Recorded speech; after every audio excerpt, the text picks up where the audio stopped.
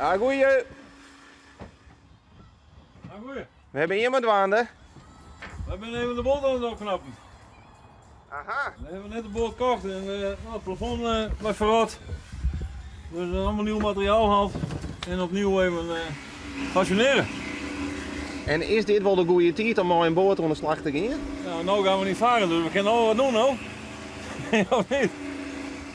Nee, het is niet koud nou, dus we kunnen al mooi wat doen. En mooi, waar heb je deze boot gekocht dan? Alleen. Ja, alleen.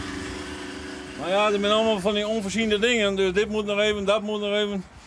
Dus dat kunnen we mooi even van de winter even doen. Als een beetje mensen zitten, dan gaan we eind april gaan we voort. Een paar weken dan, hè? Niet de wereldreis, maar... En ben je al wat handig? Nou, ik ben een beetje handig, maar ik heb een kameraad en die is ook handig. Ja.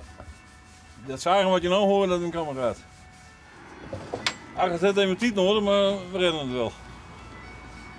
En had je deze boot nog een beetje voor een knappe prijs ons kind? Ja, ik heb hem gekocht, maar toen lag hij op de kant. Dus dat was mijn risico toen hij erin kwam. Hè, wat hij dan eventueel ruim zou markeren. Nou ja, daar was de prijs ook naar nou. Hè, dat is een gokje geweest. Maar ja, je weet het wel. Hè, als je even begint te zoeken en dan vind je dit en dan vind je dat en je vindt altijd wel wat nou. Hè? Maar het het uiteindelijk een goede gok geweest? Nou ja, dat weten we niet eerder dan we een paar weken met varing aan.